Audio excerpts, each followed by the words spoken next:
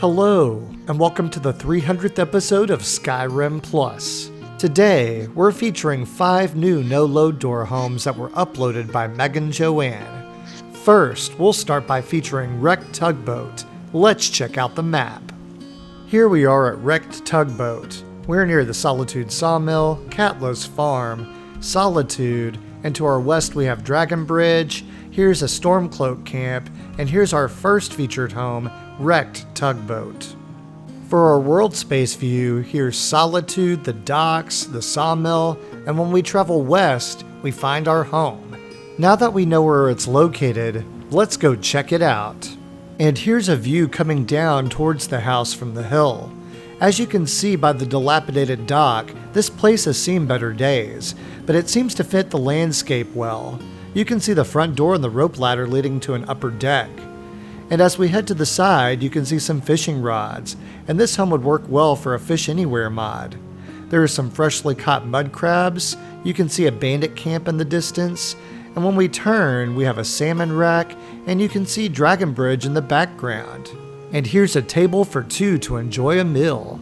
Although none of these homes that we're seeing today are nav-meshed, so your followers probably won't come on board with you.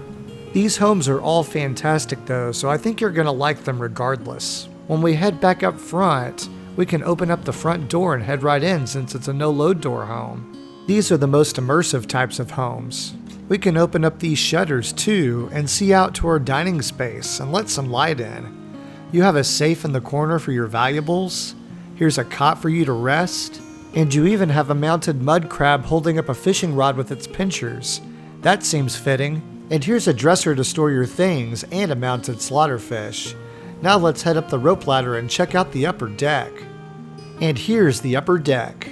It has a chair, fishing rods, a lantern and a steering wheel. There's a hawk's nest with harvestable eggs.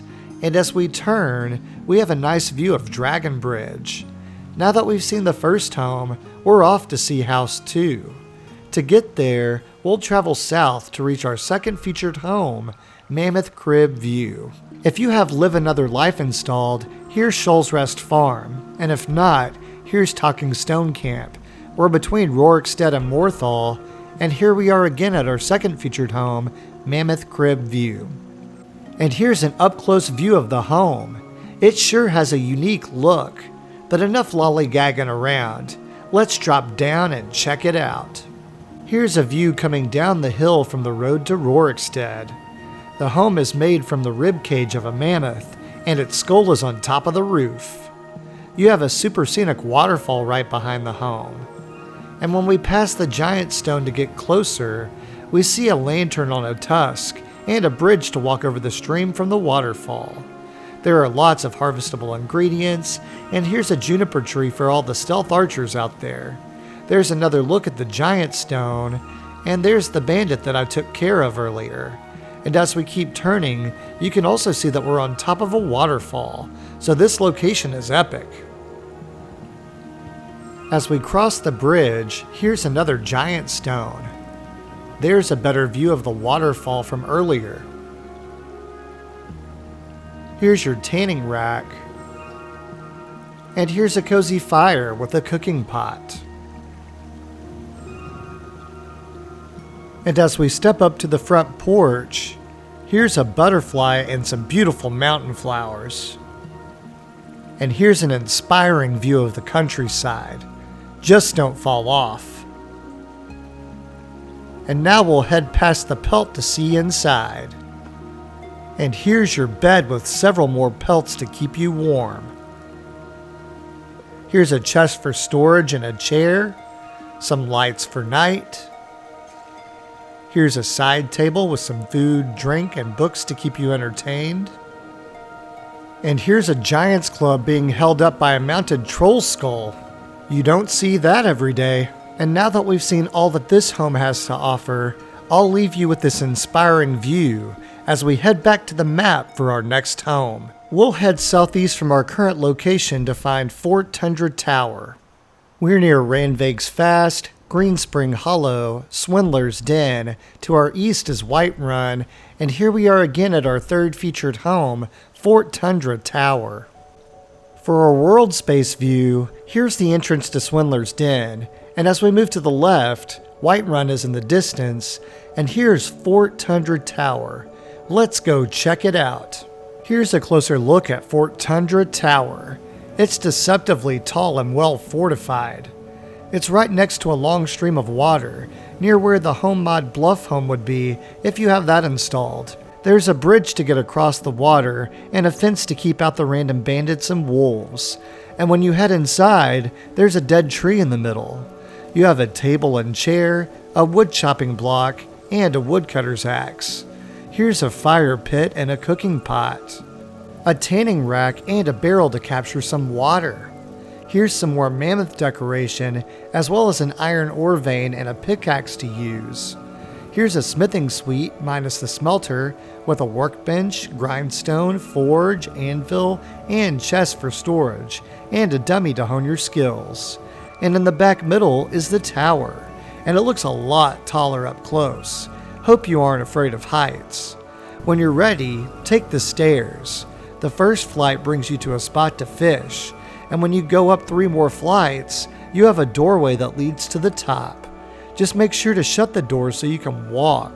Now that we're at the top, we have a desk with scenic views for writing inspiration, a cot, a knapsack, and a 360-degree viewing platform, so you can soak in all of the best scenery from the area. There's the waterfall from the Swindler's Den direction, and out that way further is an unmarked shrine of Zenithar.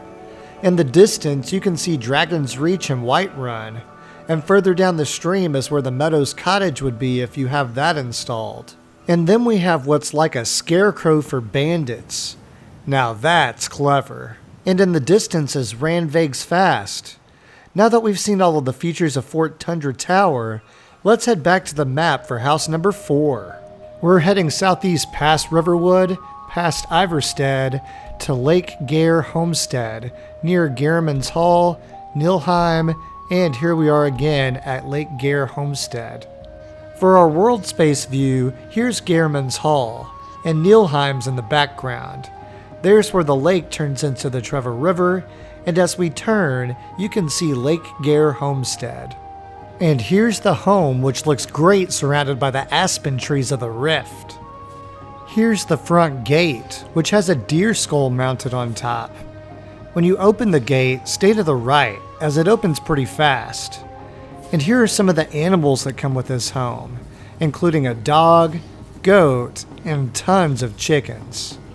And as we turn back towards the gate, we have a Dwemer water pump that looks like it's being powered by that fan. Leave it to the Dwemer to come up with the science for that. And behind that pump is a laundry area with a scrub brush to wash off all of that blood from your armor and clothes. The blood of others, of course, not your own. And when we head further back behind the house, we find a hatch door. Inside of the hatch is a wide variety of foods that you can eat if you want. After all, variety is the spice of life. When you see shutters on any of these windows today, know that you can open them. And all of these buildings are no load door too, so you can walk right in. Again, how immersive is that? And it looks like we found our kitchen. We have a fire, cooking pot, a mini butter churn, a chair, and my favorite part, this window that can open. And they used gate doors so it opens up with a cool animation, and that just looks so scenic. That's better than any painting they could have put there. You also have some harvestable ingredients in the corner. Next, we'll head further into the yard, and let's check out our chicken coop. Just like the other areas, you can open up the chicken coop, you can see the little ramp they have inside, and you have harvestable chicken eggs. Very cool. Now, I haven't quite figured out what this next structure is for. I'm thinking it might be for the goat, since I think this is the dog house. Since it has a little toy inside, I could see that dog running around and playing with that toy. Now that we've seen our animals area, take a moment to appreciate the gorgeous backdrop that is the Rift. It doesn't get much better than this. Now we're heading around back to see our smithing space. We don't have all of the stations included, but you do have a workbench and an anvil. And if you want to add the others, add Solar's portable crafting to your load order. Look at this amazing vantage point, and then to the right, you have an outhouse. It provides you with a simple bucket, washcloth, and bowl for your cleaning needs. Hopefully you take advantage of that. Now we'll head back towards the main house, and I love how these leaves are gently falling. Definitely gives a fall vibe. In front of the house you have a garden with wheat, a dummy, potatoes, carrots, cabbage, leeks, and a hoe. A garden hoe, of course. Get your head out of the gutter. Now we're heading inside of the main house. I've taken the liberty to open up some of the windows already. You can see that you have a dining table, a place to iron your clothes, and a great looking fireplace. You've got a lantern to provide some more light. Here's your bed with some dressers underneath. And let's open up some of these windows that we haven't already.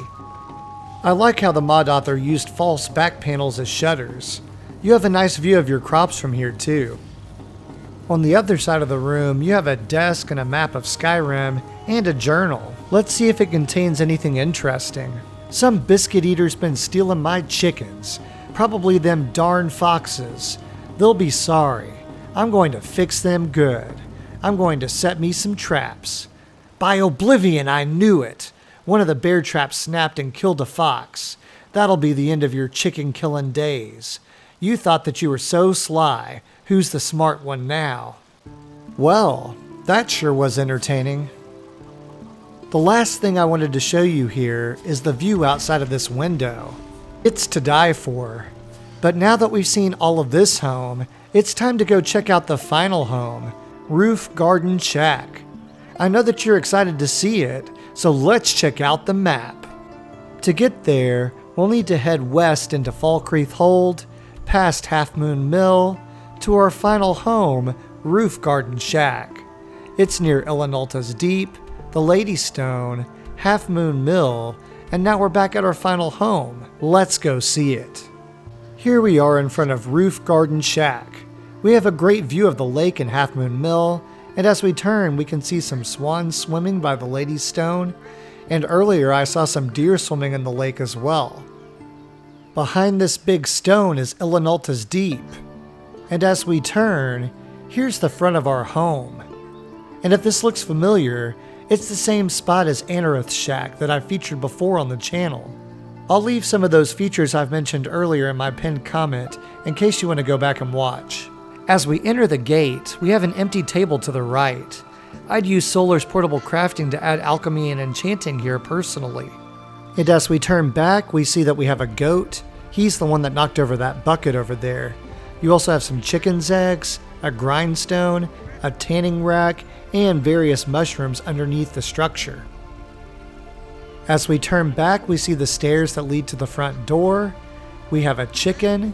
There's a wood chopping block and a woodcutter's axe, a water trough for your animals, and several harvestable ingredients. And as we head up the stairs, you can see the open front door. Here's some hanging moss, and off to the side you can see those harvestable ingredients I mentioned earlier. On the other side of the front door, you have a cooking pot and a covered outdoor dining area. And that's perfect to enjoy these views. Just look at the lake, the mill, it's just idyllic. Now that we've seen the outside of the home, let's see what the inside has to offer. As we head inside, we have a dresser, a bed, a chest, some storage above, and then you have this window that can open and shut. I took the liberty of opening it already. And then next to your bed, you have a little light and a door that can open up to the outside. Again, I've already opened both of these doors, and in this room you actually have some harvestable ingredients too. And then on the right side of the room you have a bookshelf, and then another window that you can open up to a flower bed. You also have a chair position where you can sit and enjoy the view, and you have a side table with a candle, a bench, and a window that can open up to your dining area. Okay, now that we've seen the main living area, I'm going to show you something pretty cool.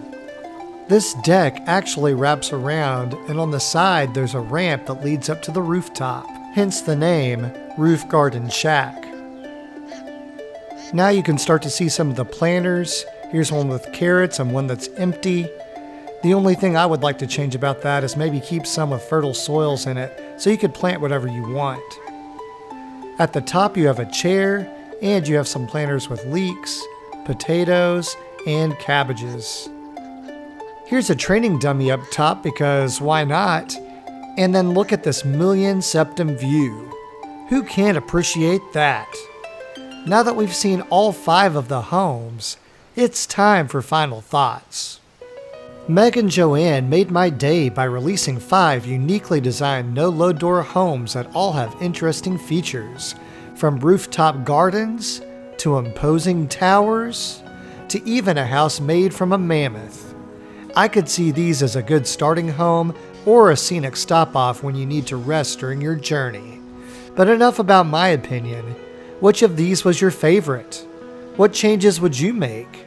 Let me know in the comments. This concludes my feature of 5 no-load door homes by MeganJoanne. If you enjoyed this content and want to see more, don't forget to like, comment, and subscribe. Click the bell icon if you want to be notified of when I post. And as always, thanks for watching. I'll catch you on the next episode.